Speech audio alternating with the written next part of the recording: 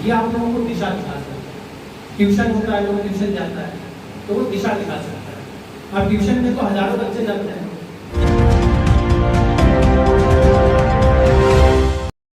प्राक परीक्षा प्रशिक्षण केंद्र ग्रीष्मकालीन सत्र के लिए बीपीएससी, एसएससी एवं अन्य प्रतियोगिता परीक्षा के नए बैच ग्रीष्मकालीन सत्र एवं स्मार्ट बोर्ड से तैयारी का शुभारंभ पीवीएस कॉलेज बांका में मुख्य अतिथि श्री अंशुल कुमार जिला पदाधिकारी बांका के द्वारा दीप प्रज्वलित कर किया गया। जिला पदाधिकारी महोदय ने उपस्थित छात्रों को बिहार सरकार द्वारा चलाई जा रही शिक्षा संबंधित योजनाओं की जानकारी दी। उन्होंने कहा छात्रों को कि सभी 2-3 साल उनके जीवन को बनाने का अवसर है।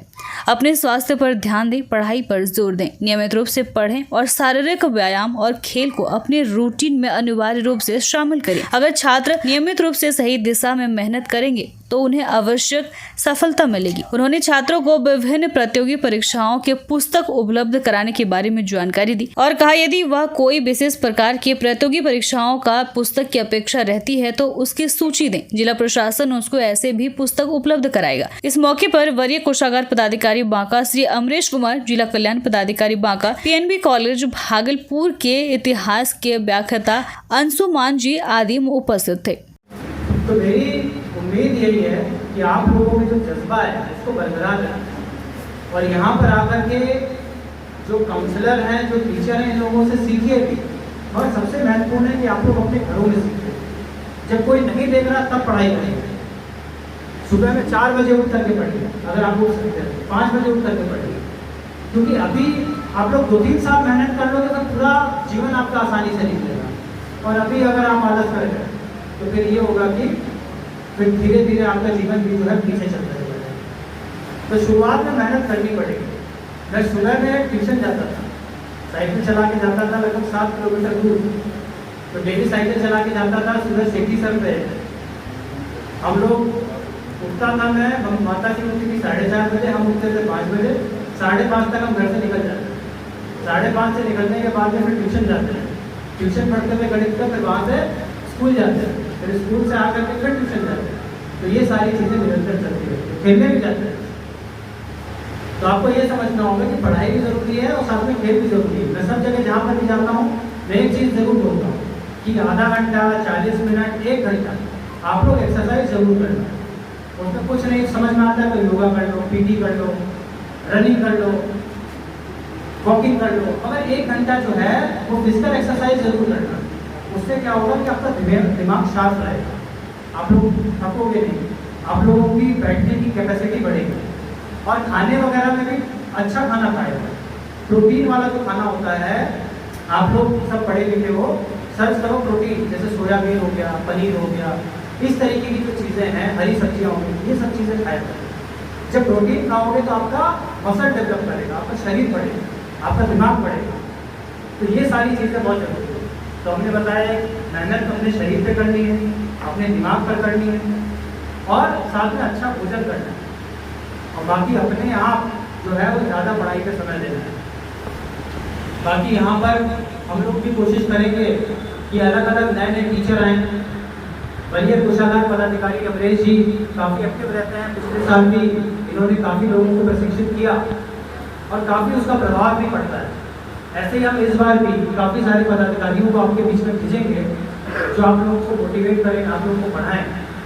पर आखिरी में बात यही रहती है कि पढ़ना आप ही को पड़ेगा। हम यहाँ पे जाके मोटिवेशन कितना देंगे?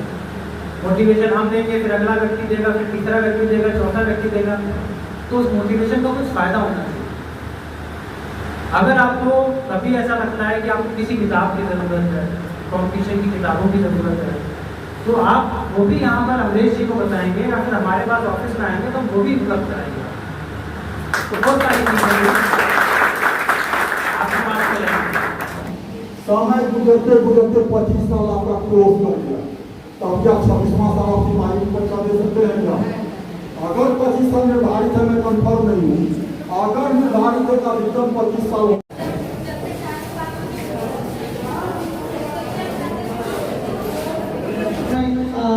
बांका जिला का जो कार्यक्रम होता है मैं देखते रहता हूँ सर। जिस प्रकार से इनोवेशन और जो रचनात्मक कार्य की प्रणाली आती है, मैं उसका बहुत ही तहे दिल से सर मैं आपका शुक्रिया देना चाहता हूँ कि आपके जैसा धरती पुत्र इस बांका धरती को आप गौरवान्वित करते हैं सर। कार्यक्रम के बाद भी इन्होंने जो हम लोगों के बीच समय दिया है, मैं इनका तहे दिल से स्वागत करता हूँ। गणित और इंग्लिश के विद्वान प्रोफेसर हैं, वो भी समर्पित हैं आप लोगों को आगे बढ़ाने के लिए। इस अवसर पर कॉलेज परिवार के तरफ से, प्राक परीक्षा प्रशिक्षण केंद्र के तरफ से हार्दिक अभिनंदन करता हूँ।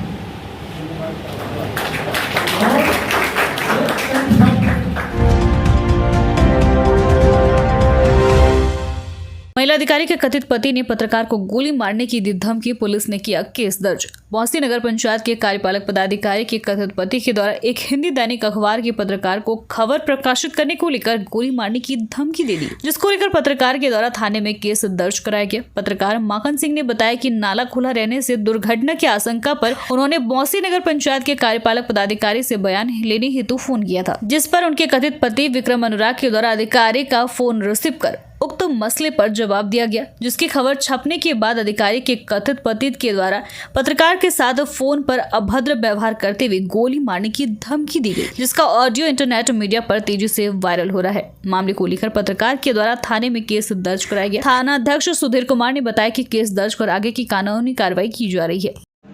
माखन सिंह, दैनिक भास्कर का मैं पत्रकार हूँ, बौंसी का।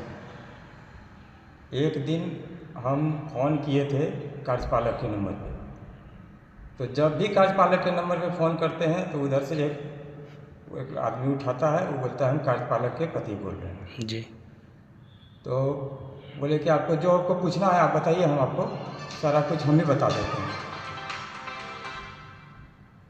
तो हम 2-3 दिन फ़ोन किए, फिर भी वही आदमी बार बार फ़ोन उठाए। कार्यपालक पति हैं वो? हाँ, वो बोल रहे कि हम कार्यपालक पति हैं। हमको ये पता नहीं था, काहे कि कार्यपालक से हमको भेंट हुआ नहीं कि शादी हुआ है कि नहीं हुआ है, ये सब चीज़ हमको पता नहीं था। तो फिर क्या हुआ? उसी के बाद हम उसका न्यूज़ छापे। न्यूज़ छापने के बाद उसमें हम बयान में दिए कि जब जो हम सुने उनसे कि हम कार्यपालक का पति दे रहे हैं, बोल रहे हैं, और वही बयान भी दे रहे हैं। कोई भी चीज़ पूछना, पत्रकार अगर किसी को फ़ोन करता है तो बयान के लिए फ़ोन करता है, कोई गप सड़का करने के लिए तो फ़ोन करेगा नहीं। तो हम उसे वही न्यूज़ में हम छापे कि हम जब भी फ़ोन करते हैं तो एक पुरुष उठाते हैं और वो अपने आप को कार्यपालक का पति बताते हैं। वो न्यूज़ छपते ही ठीक उसके दूसरे दिन उसके पति हमको पूरा फ़ोन पे पूरा गलम गाली धमकी, जान से मार देंगे, घर कहाँ है, तुमको उठा लेंगे, तुमको गोली मार देंगे। गोली मारने की बात कही है? हाँ, गोली मार देंगे। उसके बाद हम उनसे बहुत प्यार से आप करके हम उनको बोले भी, कह रहे आप पढ़े लिखे आदमी हैं, हम आपसे आप करके बात कर रहे हैं, आप हमसे नॉर्मली बात कीजिए, हम आपको इज्जत दे रहे हैं तो आप ही इज्जत दीजिए। फिर भी वो पूरा एकदम उग्र हो करके गोली बोला मार देंगे, तुम कहाँ हो, अभी तुम आओ मेरे पास आओ, तो हम तुम्हारे पास आते हैं। उन्हें पूरा उग्र टाइप से। ये जो बात हो रहा था, आप उस समय कहाँ थे? हम अपने घर पे थे। इसकी जानकारी आप कहाँ दिए?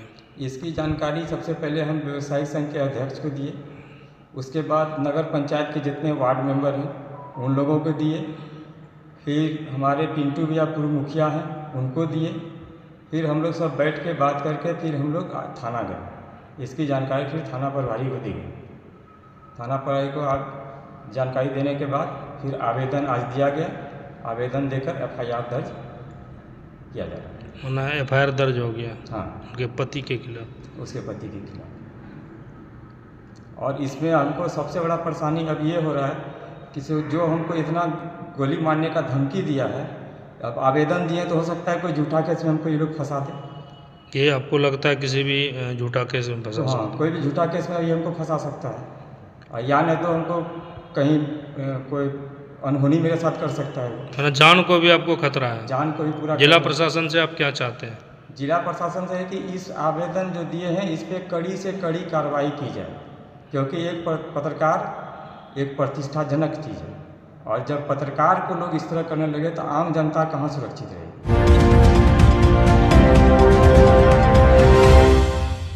कारगिल विजय दिवस पर कार्यक्रम आयोजित कर शहीद परिवारों को किया सम्मानित। भाजपा युवा मोर्चा की जिलाध्यक्ष अभिजीत आनंद के नेतृत्व में कारगिल विजय दिवस के रूप में मनाया गया। इस कार्यक्रम के तहत कारगिल में शहीद हुए सैकड़ों परिवार को सम्मानित कर मशाल कायम किया। साथ ही इस कार्यक्रम के तहत नगर कार्यालय से होते हुए गांधी चौक तक सैकड़ों की संख्या में उपस्थित होकर भव्य मशाल जुलूस भी निकाला। इस अवसर पर मुख्य अतिथि के तौर पर भागलपुर के भाजपा पूर्व प्रत्याशी रोहित पांडे, क्षेत्र प्रभारी निशांत सिंह सहित भाजपा की जिलाध्यक्ष पंकज घोष, पुनीता सिंह, भाजयुमो के उपाध्यक्ष नीरज गुप्ता, रितेश गुप्ता, राहुल सिंह, कुणाल भारती, सज्जन पासवान के अलावा दर्जनों भाजयुमो के कार्यकर्ता मौजूद रहे।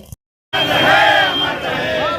माता की जय! भारत माता की जय!